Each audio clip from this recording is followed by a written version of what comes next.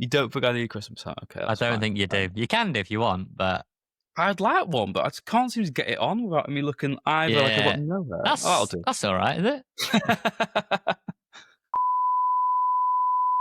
Merry Christmas, Nadolig Clawen. Welcome to a festive edition of Rob Ryan Red, the Wrexham podcast, brought to you with Red Tent People Development. Now, Nath, it wouldn't be Christmas without a little sing-song, would it? If you're watching on YouTube, you'll see I've got a Christmas jumper on, which has Ollie Palmer, Elliot Lee and Paul Mullin, three players who can't play for Wrexham for the second half of the season. Sets the tone, I think, maybe for this week's podcast. And I've got a little song for you, Nath. You like Cliff Richard, don't you? I like Cliff. I don't know if I like your version of... Go ahead. Just go ahead. Well, you've heard Cliff Richard. Here is just Richard. A one, a two, a three. Christmas time. Let's complain and whine. Wrexham 15th playing long balls all the time. If you think this is bad, where have you been? Time to rejoice. J-Rod's back in the team. Merry Christmas, one and all. Nath, Christmas number one next year? Don't know what to say. Let's get on with the show.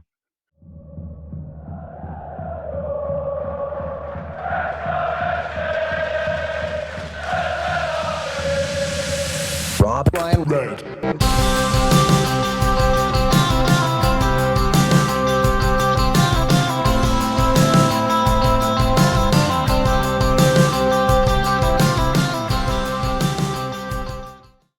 Well, Nath, it's exactly what we feared. It's a white Christmas. Wrexham beaten at the Liberty on Friday night.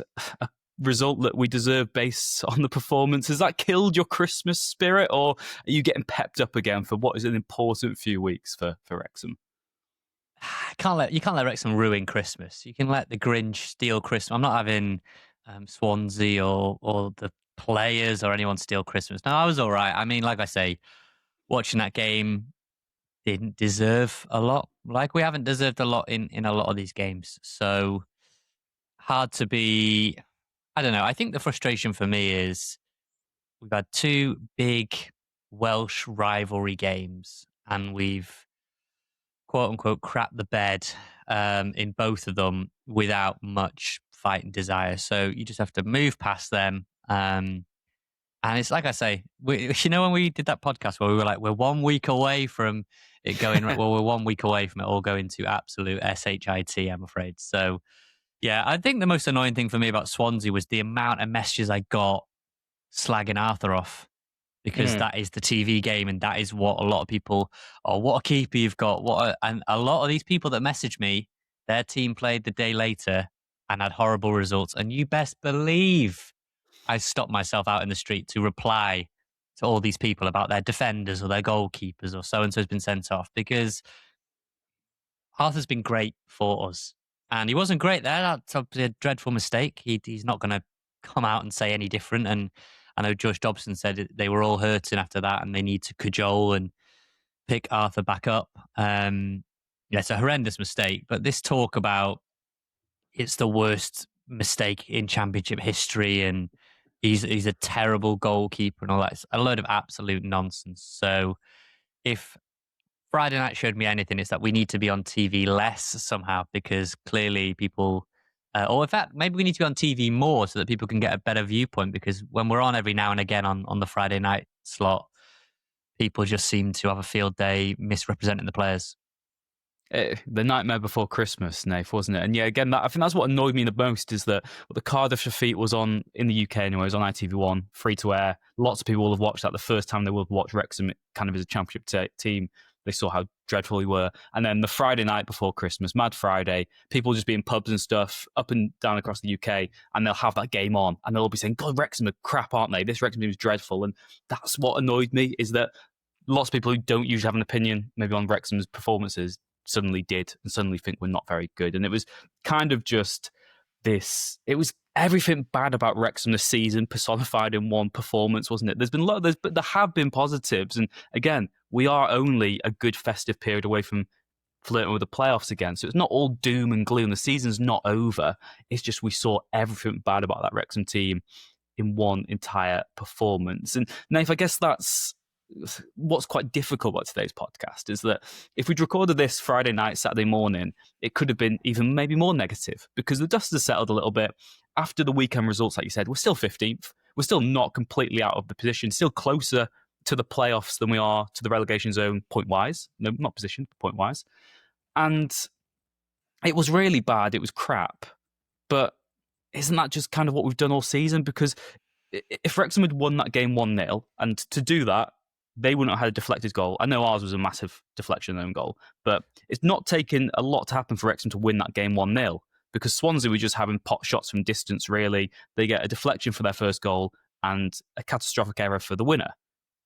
That's fine. I think they, on balance, probably deserve to win the game. But if we'd won that 1-0 without having a shot on target, would we not be saying that was a sort of an away masterclass? We were crap, but we still won. Do you not think we would have papered over the cracks, or do you think we still would have been super critical of a victory? No, we wouldn't have. We wouldn't have. No one would have been super critical of a victory over Swansea. Let's just be real. But I think that, generally speaking, what we're seeing is a team that isn't quick, isn't super powerful, doesn't create chances, and I think has discovered that wingback is a huge area of concern. Seen Issa Gabori link up with Burkina Faso now in Morocco for AFCON, and he's returned to individual training. Kikache, I mean, we hope soon. We said it previously, he's been back on the grass. You hope he comes back in, but there's nothing to suggest that even if he does come back in, he'll be there for the long term. He started 5 championship games this season. Like I say, fundamentally, this team doesn't create chances. That I thought that we started okay. Longman's put the ball in. Burgess heads into his own net. I was feeling pretty content and pretty glee and smug at that point. But I think you're not being critical to look at the actual displays, home and away. Ipswich, we're celebrating a point there because we think Ipswich will be up there, and we did well defensively, but we didn't create. I don't think we had a shot on target. There have been many games where we've had one shot on target, or Swansea, we didn't even have one, did we? I don't think in the end. So yeah, you expected goals is at an all-time low. Like I say, at Hull, we had, what was it? We had one shot on target. That was the penalty saved, Kiefer. So there are countless examples now where we're not a dreadful team, but I think it's fair to expect more from. Ultimately, I look at it like this. This is the first iteration of the squad in the Championship. Like, if we go by their 2-year plan, you've had the summer window, which was like 13 new players, whole new group. Goodbye to Elliot Lee, Paul Mullin, Ollie Palmer and co. And like, hello, Ben Sheaf, Kiefer Moore, Josh Windass, and more on him a bit later, Nathan Broadhead, etc. Then you've got January coming up. I still expect they'll make a couple of tweaks there. Maybe not huge scale. They won't make major scale sort of surgery. Then you've got the summer window. That's 2 more windows to evolve it a bit more. And then the January. And then at the end of next season, where are we? How close are we then? And then is it another, because if Wrexham are going to be here for 2 or 3 seasons, that's a lot of transfer. That's a lot of time to amend the squad, make up for mistakes you think you've made, or add in areas where you think you've been a bit negligent. So, yeah, phase 1 of this Wrexham in the Championship is fairly robust, agricultural, which suits the kind of the tactics. But ultimately, it's not quick, it's not super powerful, doesn't create a lot of chances, doesn't play expansive football. And I just think when you need to get to the very, very top of this league, you need to do almost all of those things to be super successful. You see it with Southampton when they've gone up before, or Burnley were record-breakingly resolute. Leeds super quick. They created chances in abundance. Sheffield United previously have been great going forward, and I just think phase 1 for us is going to deliver some horrendous results. Like, it's just going to deliver some performances that were like Friday night, where you just think we weren't going to score in a month of Sundays. I know there was the own goal, but after that, we didn't look like trouble in Vigouroux at all. I've got to say to you here, Nate, just before I was just looking back to see what the, because for me right now, like you said, I think what is important to note is the fact that this is, this is sort of having that rebuild again. And there's a lot of similarities for me to that first Parky season, where for the first 6 months we were a completely different entity. And then, I think sort of maybe even going to sort of November, December, we were about sort of mid-table, it felt like, in the National League, certainly maybe 8th, 9th or 10th. And then, you go on and have that second season push, you sign Ollie Palmer, the squad really sort of clicks then. And, that is what's so important, isn't it? That, okay, there's some similarity from last season, but it still is a completely new squad. And in the wider context of things, we're still 15th in the Championship. Like, I find it very hard to be too, like, it's that balancing act for me, that you can be very annoyed and very critical of the actual performance of what we've just seen and some of the performances of the season. You've also got to balance how far we've come along on the journey. What did we actually expect this season as well? And again, as we said last week, it feels like there's almost an expectation to be a lot more critical and annoyed than I actually am, because right now I'm kind of still content. I do know that a couple of points will, points in our favour and we fly up the table again. And yeah, we might have sort of drawn as many matches, but we could do so and still be sort of top half and a few points away from the playoffs, and the whole mood changes once again. What I'd say is I still think this league is very open. I still don't think there's that many clear standout great teams, which is both maybe, says a lot that Wrexham are 15th when I'm saying that, but I also think that it means if we get our act together, we can climb the table quickly. And the other aspect for me, Nath, is just the fact that I'm still quite content. I'm still quite happy with where we are. Factually right now, this is the best Wrexham team of my lifetime, because we've never played in the Championship in my life. I fully appreciate that, and I totally understand that viewpoint. And largely, like I say, it's iteration one, it's phase one, and we're not being dragged into a relegation battle at this moment. Knock on wood, hopefully that stays the same. But we said it before. Are you able to ask for more, or is it? Because I got similar messages when we lost to Swans. It was like, well, just be glad you're not in the National League, and that.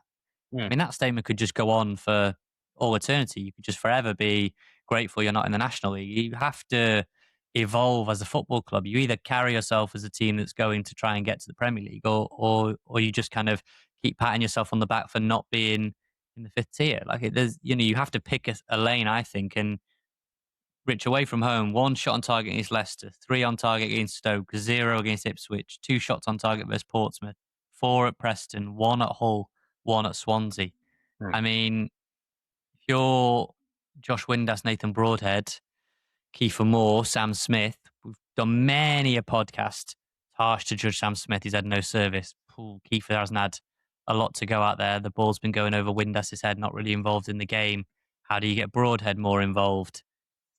I do think you can both be content with where things are and sort of comfortable enough to say that with the players there, you should be expecting a bit more. You shouldn't be going through 98 minutes with 1 shot on target against a Swansea team that are below you in the table and who aren't that good. You know what I mean? I think you can expect a bit more there and also be content in the big picture. So a couple of points on this. One, fundamentally, yeah, I agree with you. There comes a point where you need to expect more and say these players have to perform better. I still just think we're in that gelling period right now where we demand football fans instant results. And by now, we're still sort of halfway through the season. We expect them. But I'd still say fundamentally, you're missing, and we keep on saying it, 2 of your very most important players to make this all work. They're not there. So that limits what you can expect expectation-wise. In terms of when do I expect... when will I stop saying it's good enough just to be here? Maybe that comes next season, because it's similar for sort of when Wales qualified for major football tournaments that, qualifying for the European Championships was great. Obviously, we excelled 2016. It was amazing. We qualified in the sort of 2021 one. And then we had the World Cup in Qatar and we stunk the place out. And the narrative there wasn't, we can't just be happy to be at the World Cup because it was so bad. We waited so long for it. And if Wales qualify for the World Cup for next summer, you won't just be happy to be there. They've got to perform there. I think it's similar with Wrexham now, where first season in the Championship, I think you can just be happy to be a day tripper and soak it all up and just be glad to be around here. And then next season, you can become more critical, I think, with the analysis and what we want. But for me, it is just that, we've got so many new players. We still don't quite know what our best lineup is. We're missing key figures out wide. And it's just, it's going to come and it's going to click. And I still think that can happen this season. I think if you have a good January and just sort out those injury situations at wing back, that this Wrexham team can really take advantage of what's a very open playing field right now. And I think it is just about taking a look at what we've seen. Yeah, we've been really poor, but we've been really poor and we're still really close to the playoffs. So for me, I see that as the incentive and that as the positive, really. Now, I've been in some very heated group chats this week, shall we say, where people have been sharing their opinions. And again, it is a mixture of that, where some people aren't happy and aren't content just to be here, because you do need to demand more. And Wrexham have ambitions of being a Premier League club.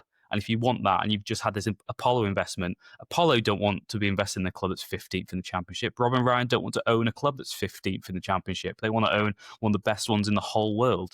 And that will come at some point. But for me right now, I'm really annoyed, and it was really, really dreadful against Swansea, particularly because of that sort of rivalry aspect within all of it. But I still just think there's so much more to get from this current set of players anyway, that I'm annoyed, but I'm still positive for the future. Yeah, I think for me, again, I really didn't want to come on and sort of be like the Grinch figure of this podcast, because overall I feel okay, but I don't feel, I had my spit in the dummy out, as everyone knows, against Cardiff, and I didn't feel quite as extreme after the Swansea game. Um, what was on my mind was that, we keep saying that, or a lot of the comments that I was getting was against the manager. So it's Parky, it's all on Parky, it's the tactics. And typically in the day job as well, I'm usually a manager defender, and I put a lot of onus on the players, because often in football, individual mistakes cost you games. And again, Arthur's been great, but how does Parky legislate for a goalkeeping error that leads directly to a goal? He doesn't, basically, is the short answer to that rhetorical question. But, there are players out there in that squad where everyone says, well, we'll get better. We'll improve, we'll get better. I'm not sure some of those players are as good as we or they think they are. I think some of those players are underperforming and are not going to get a heap better.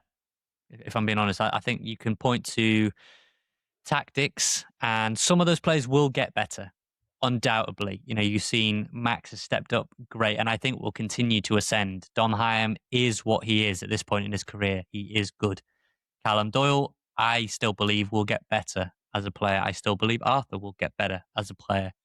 Dobson has improved. I wouldn't expect Dobson to get much better than maybe the level he is currently at. But I think you'll find now more than any other year that player turnover and kind of the demand to constantly get better players will probably accelerate, because there are players in that team that I'm not sure are going to get miles better, and it will be a case of scouting, replacing. So I can understand the frustration. A lot of people saying it's on the managers, it's the managers' tactics setting us up poorly, it's not detailed enough. But I honestly think there are certain players out there that aren't as good as we think they are.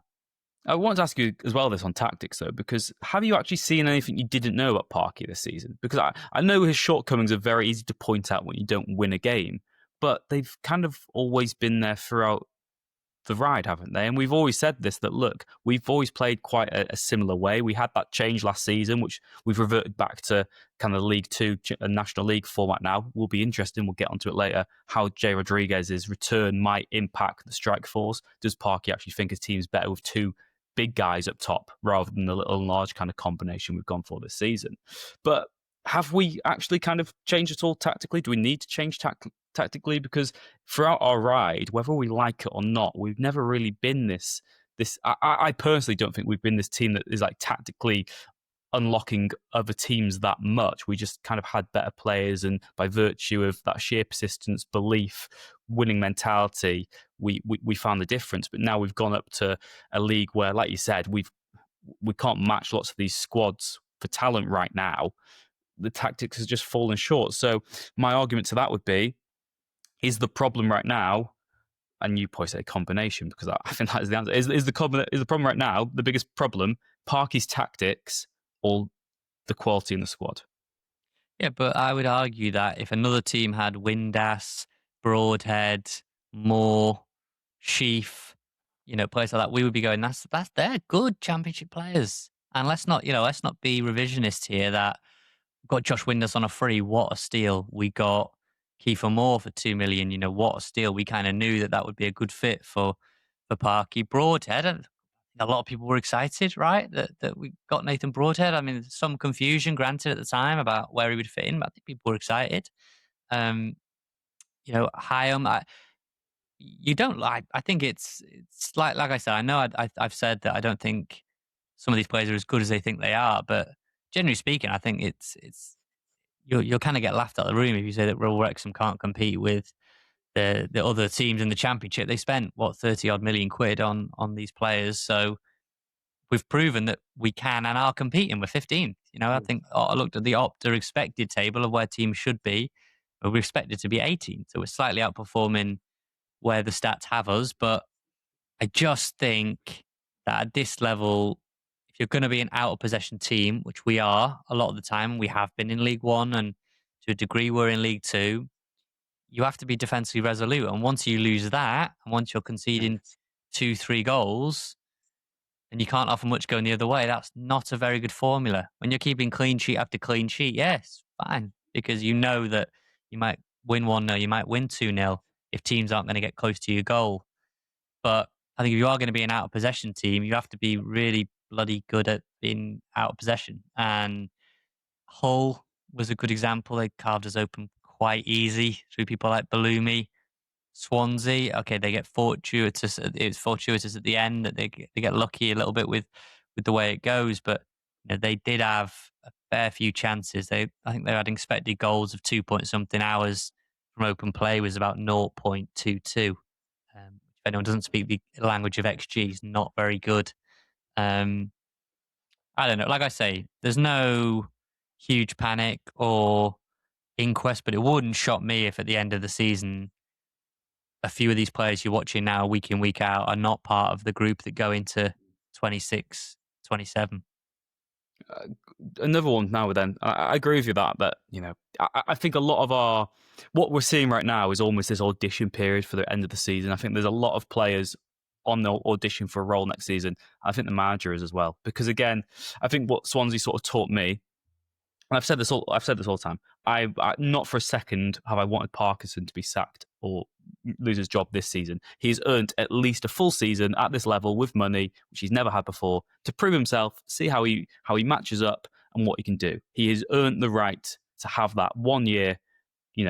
That's it. You just give Parker this season, whatever happens. Basically, I feel, unless you were miles away from it and you looked certain for relegation. I think that's the one caveat there. So we've got that, and we're kind of just in this limbo now, this purgatory. We will not change manager before the end of the season. Parky's got to the end of the season. But what he's got to do right now is prove he should be the manager next season, and the manager who might be given another 20, 30 million pound next summer to spend as well. Because right now, like I said, with this audition period, you get into the stage where it's, okay, do we give this manager another 20, 30 million pound to make a 3-5-2 that works in the Championship?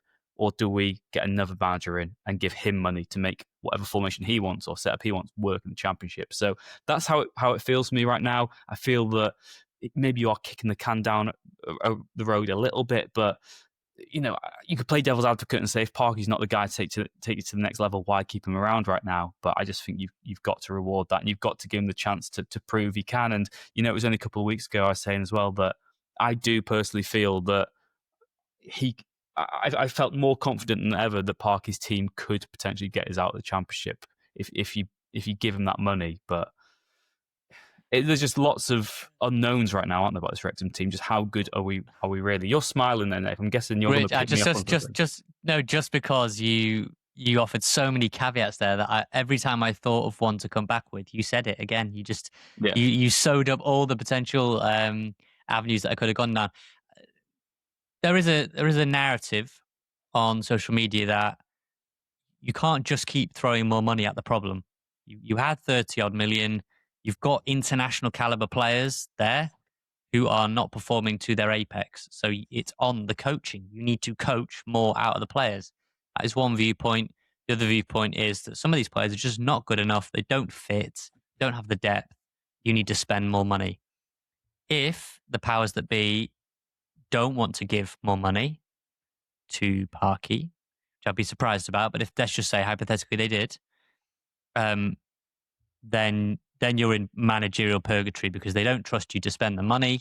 So why are you persisting with that manager if you don't believe that manager is yours for the long term? You know, unfortunately, the way it works in football clubs and managers, you have to bat them until to the hill until they're not until they're not the manager anymore. That's just how it works, right? Like there's always that reticence to obviously going to give this guy another 20 million, 10 million, 15 million, whatever it is, in the vain hope that it suddenly clicks. But I think they do. And like I say, Parky's not going anywhere anytime soon. There's no pressure on Parky, really. I'm sure he's probably putting the most amount of pressure on himself. But you can both be satisfied with how things have gone so far to this point and also expect more. You know, that there are enough repeatedly flawed performances now where it's not like we're going from 0 shots on target to 2, 3, 4 a game. We're missing them.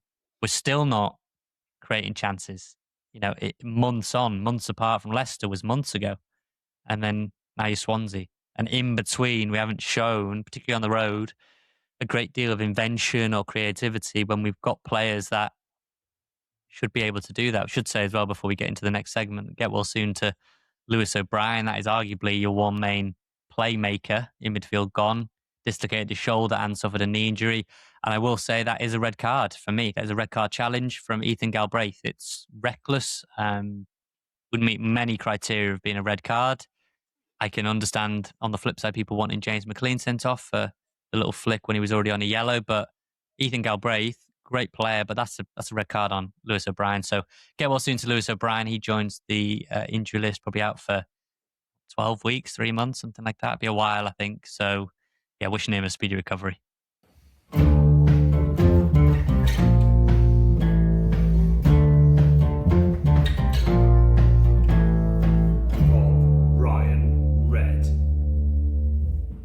Well, Nath, email time then. Let's try and gauge the Wrexham fan base's opinions after that Swansea defeat. Of course, Sheffield United for Wrexham on Boxing Day, and then that return match against Preston as well on the 29th of December. And we got an email this week from /Cameron, someone who has, contributed to the podcast a few times before. They say, Rich, Nath, I know you lads will be bummed about the Swansea match. Don't fall into the trap. The negativity makes it hard for North American fans to follow sometimes.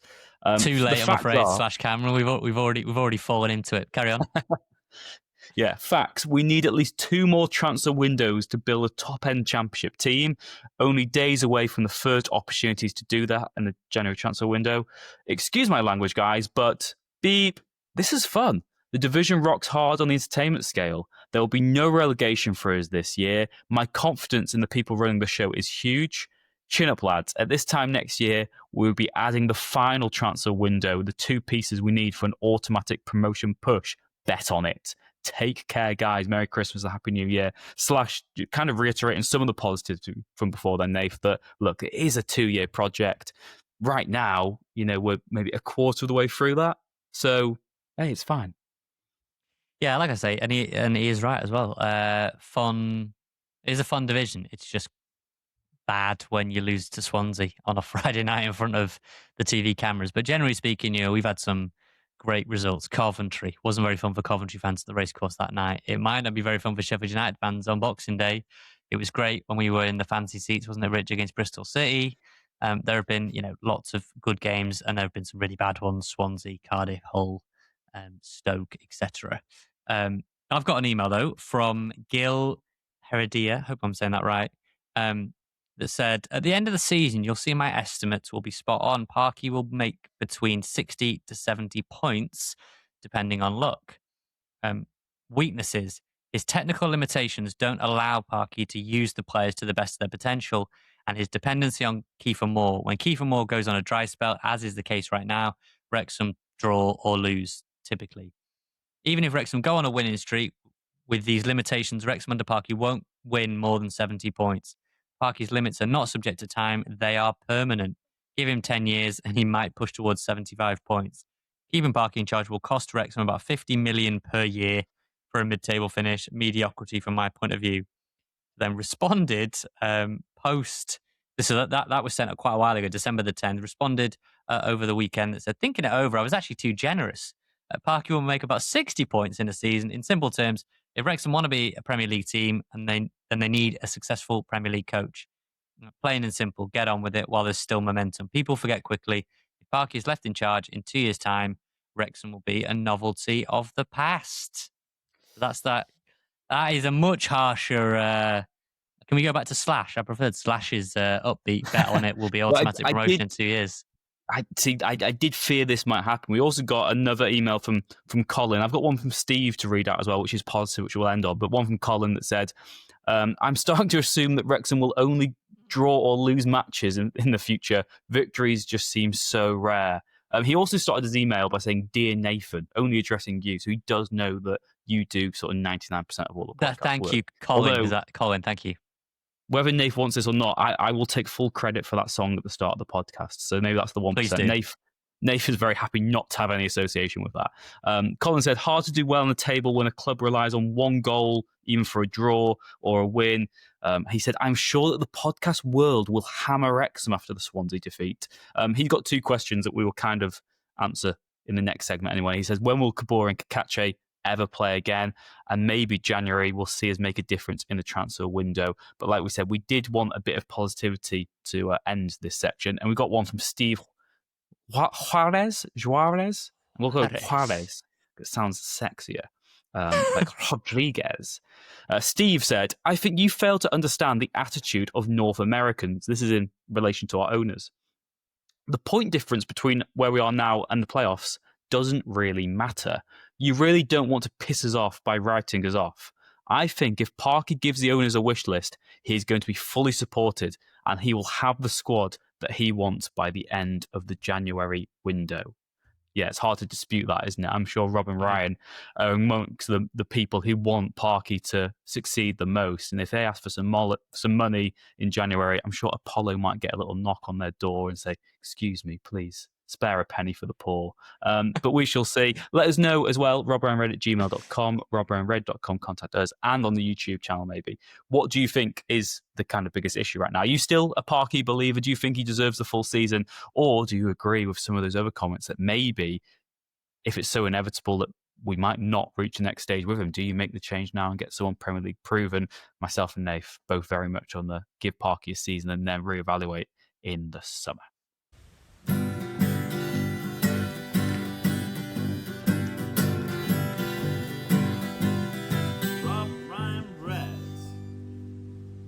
So I didn't expect too much change, obviously, going into January. Maybe Harry Ashfield might have had a run out. Maybe Ollie Rathbone will play from the start. I didn't expect Jay Rodriguez to come back in and probably be lining up as our forward against Nottingham Forest in the FA Cup in early January. But Jay Rod back in the squad. Parky's hinted at it for a little bit, Rich. He said, he's back on the grass. He's back ready to contribute. We mentioned previously that, when the registration window opens in January, it's kind of a free-for-all. You can play then if you're unregistered. But no, Elliot Lee, on your way. You are injured. Get out of the 25-man squad. And in comes J-Rod. When you saw that, you just sent me a text that said J-Rod, ? And that about summed it up, I think.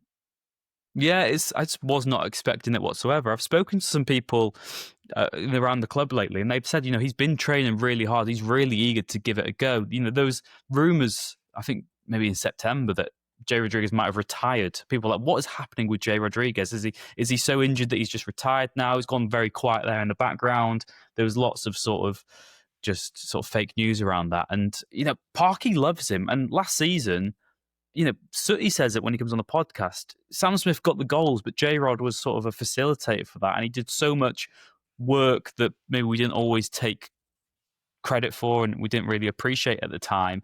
And again, we've said this season so often, Nath, that one of the biggest issues for Wrexham is that we're so over-reliant on Kiefer Moore. Without Kiefer, the goals dry up and we just can't play the same type of football. Jay Rodriguez is the most like-for-like kind of replacement for Kiefer Moore. If you needed to lump it long for 5-10 minutes at the end, you'd say, let's send J Rod on, that's fine.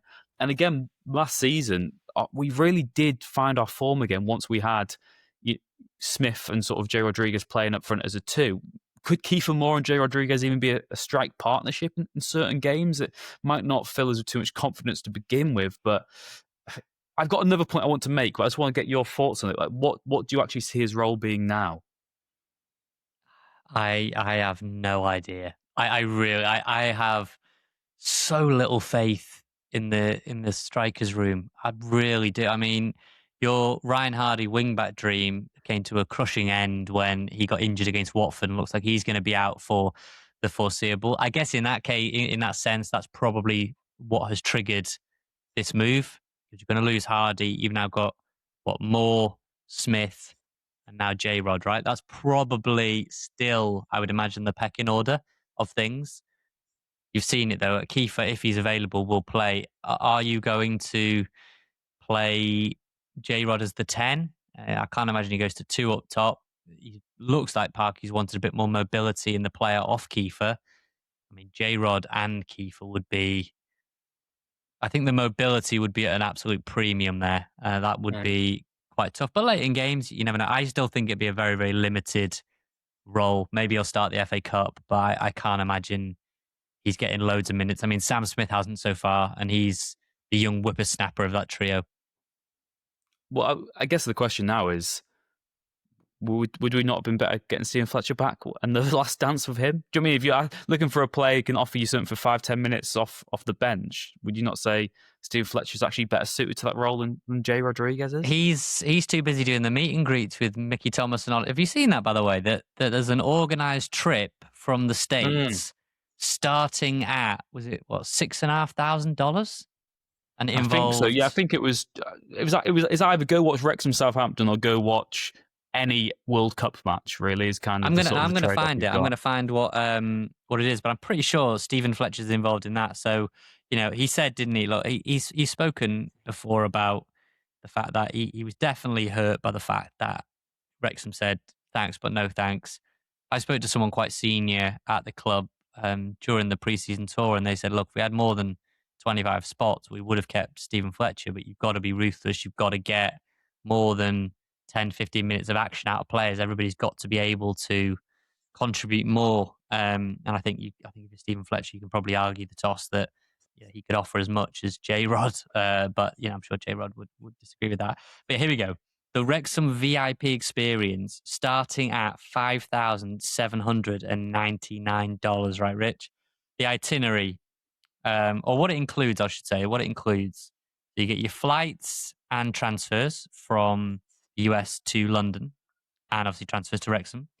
2 nights stay at a 4-star hotel in London, and 4 nights at a hotel in Wrexham, including breakfast at both. A happy hour event when you get to London, bus to London train station, train ticket to Wrexham, a group dinner at a Wrexham restaurant. I'm going to assume that is the Fat Ball, but you never know. Dinner in Wrexham. Alumni access. You get a meet and greet with Stephen Fletcher, Ollie Palmer. I'm not sure if Ollie Palmer is definitely going to be there, but they say he is. And Mickey Thomas. Private tour of Wrexham. Experience the best of Wrexham for a group, including Snowdonia National Park, behind-the-scenes tour of the ground, and a Wrexham lager experience. VIP all-inclusive pre-match party, unlimited food, drinks, and entertainment at the turf. There must be a kind of area. I mean, either the turf is closed for that event or a separate area of the turf. Match day tickets for the game against Southampton. Transportation to and from. Official Wrexham shirts, commemorative trip badge, and a lanyard. Dedicated on-site coordinators. Starting at $6,990. Well, it says 2 per room, $6,999, or $7,999,000 for one person. So maybe we need to spin the podcast up and become event coordinators. Well, we shouldn't be sort of podcasters because that was a question about Jay Rodriguez. I'm not sure how the hell Sorry, he got yes, I got sorry. Stephen He- Fletcher. You said about Stephen Fletcher. That's all I was thinking about yeah, with Stephen yeah. Fletcher. Okay. But no, J Rod. I think Fletcher role, limited role. Sam Smith is, he's not the kind of typical one, but I can't imagine Kiefer's going to be, heavily rotated out the team and J Rod's suddenly going to become. But I am happy for Sutty because he does love Jay Rodriguez, and I'm sure he was as delighted as this news with this news than anybody else. So yeah, J Rod not expecting a great deal. Well, that's it. I wanted to just kind of get a snippet on that because I'm hoping this ages horribly. And in the documentary, they have Nathan Salt saying, Jay Rodriguez, we don't expect much. And then cue this montage of Jay Rodriguez scoring 15 goals as Wrexham get the playoffs and get promoted. But right now, that kind of is a move. We're a bit surprised by this one. Do you reckon they'd put me in like black and white? You know what I mean? Like, and it says like, do you reckon they usually put you in like black and white in these things, flashbacks, and then it's kind of like December 2025. You could even put it in slow mo, like Jay Rodriguez will not do much, and it's like compilation of his goals. Let's hope. I look and then silly and hopefully he just great. sort of swears at you at the end as well, just to really sort of rub it in. Nathan but yeah, Salt we're not wild, doing much. We shall see. But shortly after this little break, we'll talk about players we would like to see Wrexham sign in the January transfer window.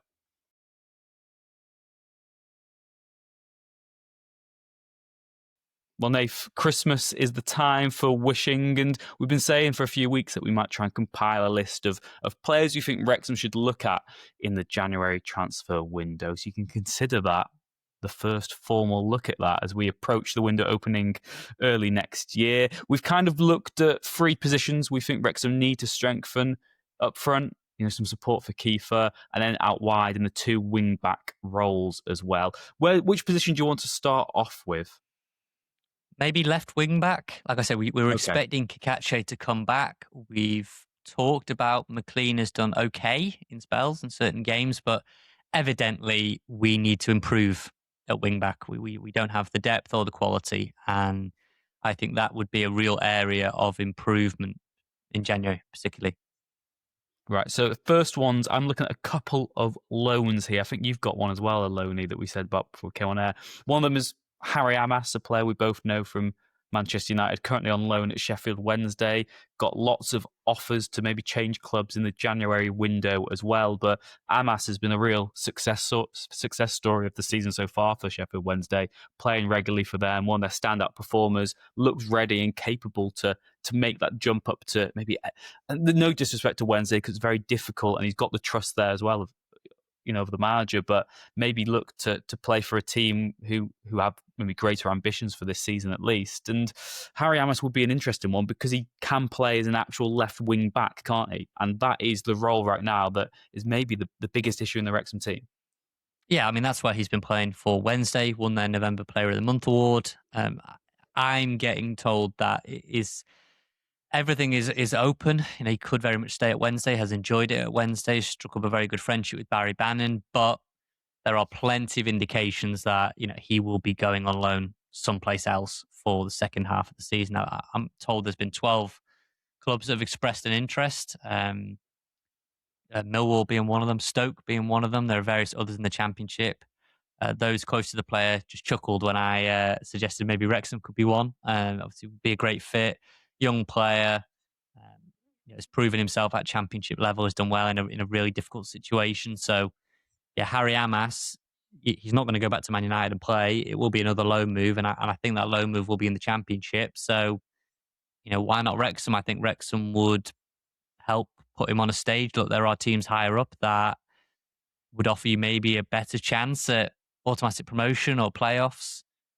But Wrexham's a big shot window as well to get into. And given it would be a left wing back fit and not switching to a back 4, I think there's also benefit to that as well, continuity in that sense. So yeah, Harry Amas, I think, would be a very, very smart loan signing. Another loan sign that I've looked at would be Adam Asnu at Everton. He's been on the bench in the Premier League 16 times this season. Also had 3 senior caps for Morocco, the teenager, or former Bayern Munich youngster as well. This is just a sort of spitball. It just looks like a player who sort of plays left wing back. Premier League club, Northwest at Everton, probably makes more sense for him to be playing regularly for Wrexham for half a season than to be on the Everton bench without really having kind of a chance of playing in the first team. So he's another sort of player I'd like to see us look at. And I think, Nath, as well, what we're going to see a running theme with a lot of our suggestions here is that loan market, because as we said earlier in the podcast, that, and we've said already this season, that while you don't know, and this isn't to create headlines, if you don't know that Parky's got to be your manager next season, it almost feels a bit silly to go and spend a load of money on a wing back who might not have a role in a different system or a different manager, or even under the same manager if he changes things. So I think the loan market is particularly interesting for Wrexham this month, while we both kind of don't expect us to get the playoffs anyway. Yeah, there's also another name that I think loans are always good. I've said we need to get better at building up a reputation that we're a strong destination for loans. Premier League clubs look at your track record of development. That is why Derby have done well with loans. That is why Swansea have had Abraham and Conor Gallagher and other players that have done really well. There are clubs that have reputations for doing well developing players on loan. Bolton are a great example. People like Conor Bradley and Koja Dewberry now, they have a good track record of working with players, and clubs trust them more. We don't quite have that reputation right now, but you can build it up with more players. Given Boxing Day's coming up against Sheffield United, I was actually going to throw Harrison Burrows out there. Can play left back in a 4, can play left wing back in a 5. Okay, he can blow a bit hot and cold, and obviously they've had a really difficult start to the season, but he's a good player. I really liked him at Peterborough last season. I thought he was very, very good. Can offer a goal threat, and that would be poaching from, arguably a bigger force at this level in Sheffield United. They've got a track record. They are a bigger force than us. But yeah, someone like Harrison Burrows, I think, would know people like Kiefer. He's got a very, very good delivery into the box. I think someone like him would be more costly, but he is only 23. I think that would be a good investment for the future. Proven championship player, and both him and Kikachu then would give you real options. The kind of competition for places that and the quality that should bring, I think, would be top. Yeah, I've gone very similar with you at Sheffield United as well. Sam McCallum, who hasn't played maybe as much this season as he did last season, but another very good championship left wing back. So that's also maybe the trick sometimes, isn't it? If you look at the deal for Sam Smith last January, that he wasn't maybe a name necessarily on our radar because you look at the level above you. When you're going for transfers quite a lot, you say, well, he's in the league above, so he'd be great in this division. But sometimes it's about poaching people from the division you're already in. And I think McCallum, said there, Harrison Burrows, Harry Amas, they're already doing it in the championship. So maybe they are all players who would fit into the team. Do you think that's enough left wing backs for now? Have you got any more? Yeah, that's 4, isn't it? I think that's there's for me some standout options that I don't think are completely unattainable. You want players that feel that you can actually. The dog doesn't like our picks. Okay, so that's left wing back. We need right wing back as well. Kabore, we know his quality, but again, doubts over Ryan Longman, doubts over Ryan Barnett in terms of their long-term suitability. So the name I've gone down the loan route again, is Romain Esse. Now, you might know that name, Crystal Palace. He's been in the headlines a few times, mainly because Oliver Glasner has seemingly picked him out and scolded him and been very, very tough on him. I'm hoping that's because he feels like there's a lot of quality in Esse and he's just trying to coax it out of him and get rid of some bad habits. But he's not getting many minutes for the Crystal Palace first team, even though they are down to the bare bones across multiple competitions. I would say maybe a loan is unlikely just because they don't have many bodies at all. But he is a player that came from Millwall, would have plenty of experience in the championship, and I just would feel like would give us that pace, give us that dynamism that you're looking for in a kind of wide player. So he's more attacking than he is defending, but if we want to become a bit more of a front foot team, somebody like a Romain Esse on loan for 6 months, I think would be a masterstroke move, honestly.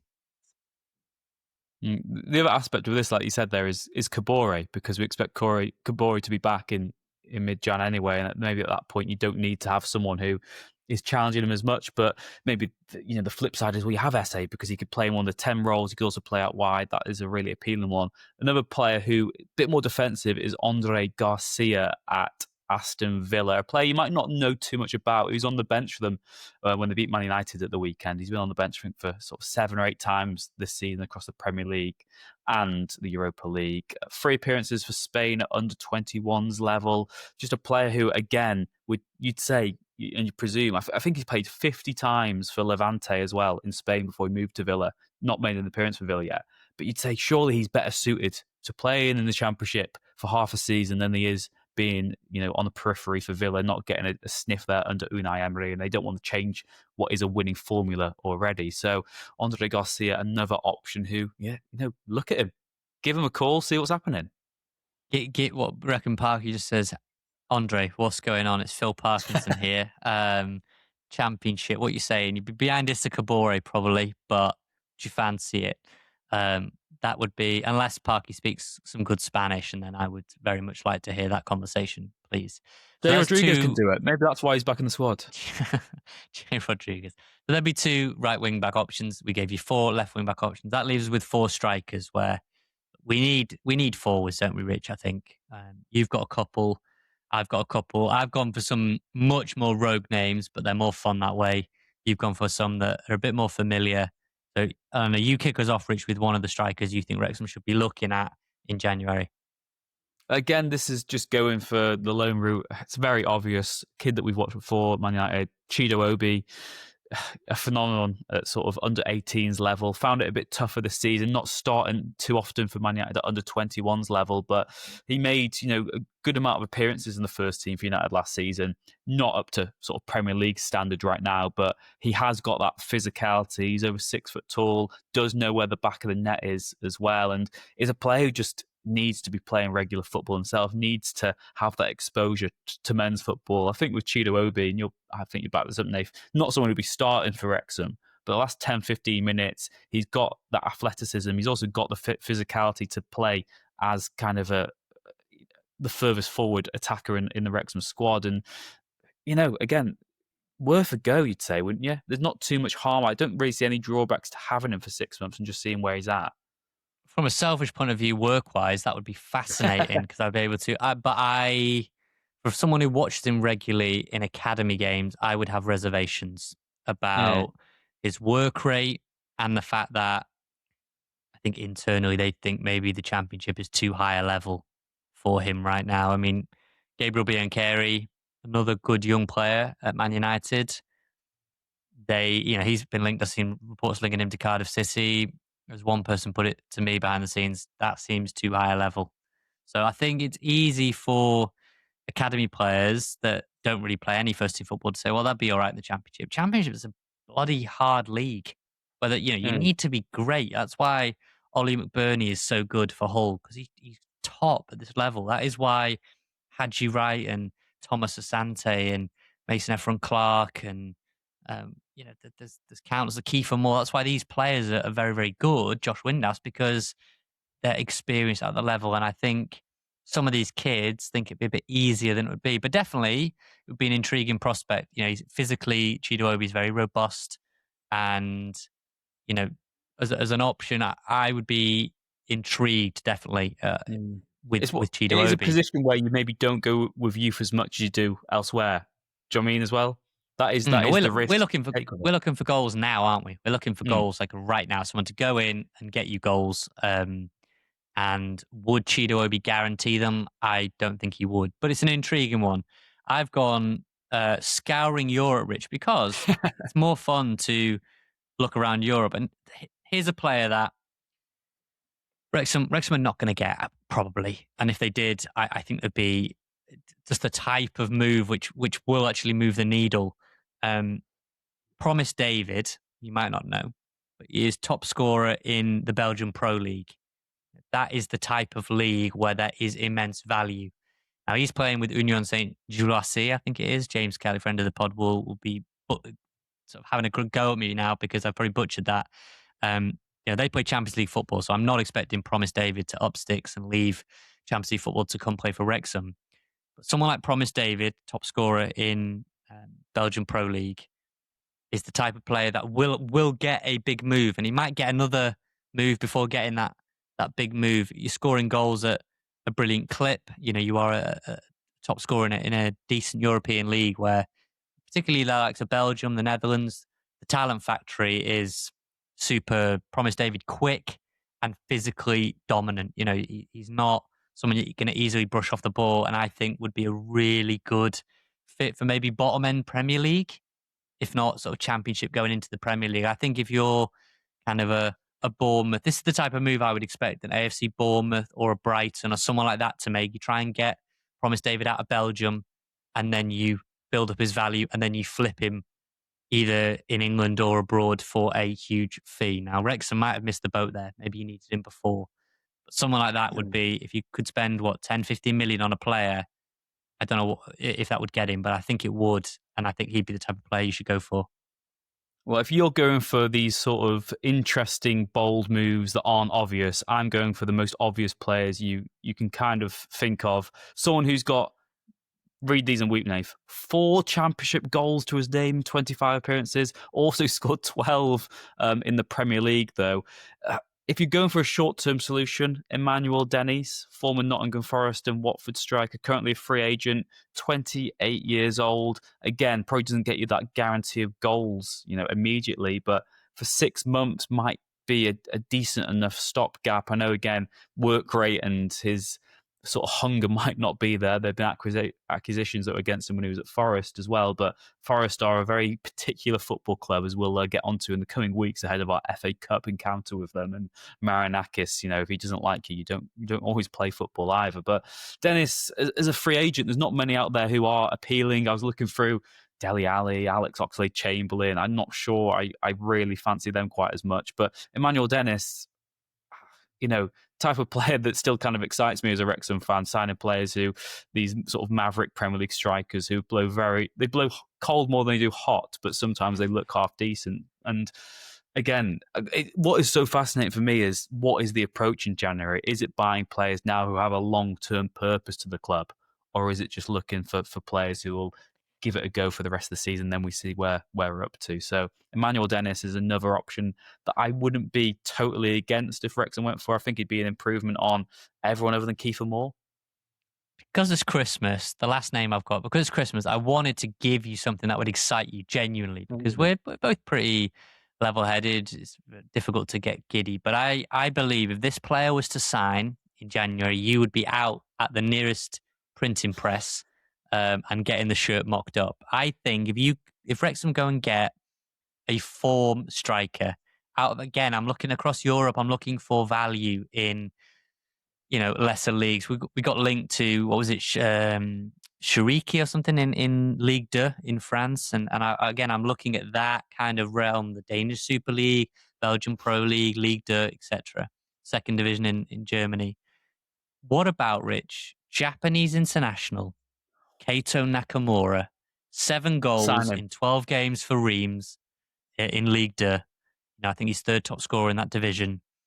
In form, plays up front, mobile, can run the channels, good finisher, 7 in 12 is a very good record, and an international.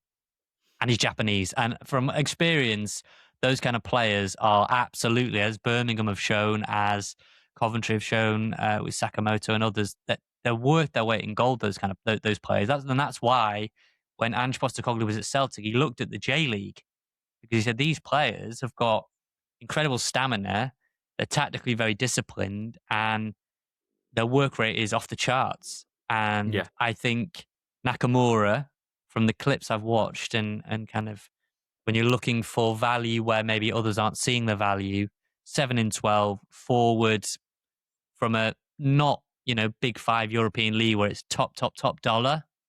Someone like that is very, very, very interesting. Again, it's interesting, isn't it? Because I think we've said this in the past, and I think sometimes Wrexham's transfer approach is quite obvious, the type of players you target. Like we said, every Wrexham fan in the world could have predicted the Kiefer Moore move. That's not saying it's bad business, but are there other players who fit that mould, who play in lesser leagues, where you can get better bang for your buck? You don't know. Same with maybe Broadhead with Sheaf. Could you have got better value elsewhere? That's something that Wrexham will have to develop at some point. And you make a great point there, because Japan is being viewed as one of these untapped markets, South America as well, but obviously it's difficult with work permits there and how you actually get players over, to the UK, certainly after Brexit, due to the different rules they've got there since that. But yeah, there is certainly a lot of talent in Europe that Wrexham aren't quite looking at right now, and it'd be fantastic to see in the years ahead. And I think as well, Nate, that could become, because we always talk about the FFP, and you don't actually have loads of wiggle room. Wrexham, of course, make lots of money and got more money to spend than a lot of clubs, but you still got to spend it wisely. And if we're ever going to not just get to the Premier League, but emulate the success of Brighton, of Bournemouth, of Brentford, you'd like to think at some point you've got to be really clever with your recruitment as well. Maybe not go for all these obvious names, which, leads me to say I'm hoping that Wrexham sign 3 players we've not even thought about in January, and they solve all of our issues. Well, Rich, I was going to say that I went up to Scotland to do a piece on Hearts. Tony Bloom, who owns Brighton, is an investor into Hearts. It's done a peculiar way, so it's not multi-club ownership. But what there is in Scotland with Hearts is they've got exclusive use of his Jamestown analytics. He's closely associated to that function, which the level of detail I got told for the scouting is that they could basically tell you what you had for your dinner last night. It's the level of detail is incredible. Who taught you at school and how did you do this and who was your first coach, and like incredible amounts of detail from players right across Europe and beyond. And they went and plucked Claudio Braga from obscurity in Scandinavia. He's been one of the best players in Scotland this season. They went and got other players. They've just agreed to sign, or they've agreed to sign someone in January from the Kazakhstan league. And these players are just going to explode in value, right? They're going to appreciate in value. And while Wrexham don't have Jamestown analytics, and I'm not expecting them to build something similar overnight, trust me when I say there's incredible value out there. You look in the right places, and that is why clubs invest so heavily into their scouting networks. Because if you can find one player that you sign for 3 million and sell for 30, it's honestly a game changer for you as a football club. I know people hate selling your players, and there's been a story that came out just before we recorded this about Rangers making a move for Josh Windass, and quite a few Wrexham fans said, well, I wouldn't loan him out if Rangers are looking at a loan, but I would sell him. It makes you wonder that you can get value out there. It's not just the obvious players that we all know and we all want. For example, Josh Sargent. If Norwich is still struggling, would you just make a play at Josh Sargent? We all know him. He's championship proven. But there are also plenty of players out there, hundreds of players that you can get for cheap that you would think, how on earth have we got this player? This player's worth 10 times this amount.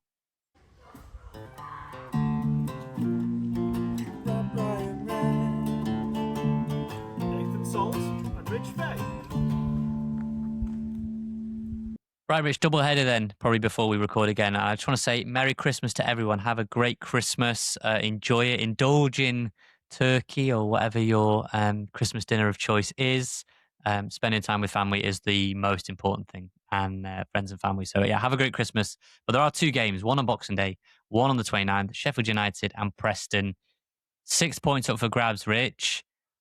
After Swansea, I'm not feeling uber confident about anything anymore, but how are you feeling about those 2? Because one of them, or both of them actually, under the lights at the Kairos, which historically has not served us too badly. No, it's Wrexham at their best as well. And it's also Wrexham trying to bounce back from what was a horrible away performance. And this is going to sound absolutely crazy, but I think I'm almost more confident for us beating one of those at home than I am for Blackburn away on New Year's Day, just because that's what this Wrexham team seems to do. And Sheffield United will have that bite to it, or have that edge. Personally, I think we'll go get 4 points for the next 2 games. I think we'll draw Sheffield United, and I think we'll beat Preston. I've seen enough of us against Preston twice this season to know that, yeah, they're more consistent than us, and they create more chances, and they deserve to be up and around where they are right now. But I also think we can, on our day, beat them, and we've shown that already this season. Wrexham were a point to prove at home. They're a beast that should be feared by everyone in the division. And I just feel that we could have quite a happy mood by the next time we record the podcast. We'll be looking ahead to the window, to Blackburn away, to Forest in the Cup, Derby as well. So, yeah, I'm feeling positive, mate. I'm not sure. Maybe it's because I've had this flu for a week and I'm so sort of overdosed on Lemsips and paracetamol that I'm feeling a bit giddy now. Maybe it was the Christmas song that got you all into the spirit at the start of the podcast. I'm looking forward to whichever one you sign off the podcast with. How about you? I will not be singing. I'm going to say that I think we beat Sheffield United on Friday night because history has shown us that after Cardiff, we had Coventry. This is another big game. They have, in my opinion, a more talented squad than we do. And yet I just think they might have one of their sort of like nightmare nights. You know, they've had some games where they've blown teams away, and they've had some teams where they've somehow been blown away. And there's real confusion. You know, when they played against West Brom, they were furious. Chris Wilder was furious with that. So I think we might beat them. Preston are a very tough nut to crack. I think we'll probably draw with them or lose that one. I'm probably going to go with 3 points, just to be different to you. I think we might go 3 points over the two games, and I think we'll probably beat Sheffield United and lose on the Monday to Preston. But yeah, Friday night's the first one, and I'm expecting a Boxing Day classic, mate. 5 goals, I reckon, 3-2. Really? Boxing Day, maybe Wrexham will apply the knockout blow this time. We shall see. It can't be worse than Swansea, can it? Let's just hope that those points are earned and not bought anyway. Nath, thank you as always for all the hard work you do behind the scenes for doing all this podcast. Thank you very much to all of you as well in the world, wherever you are, for tuning in, especially if you have made it this far. We understand it's a bit of a bumper one this week.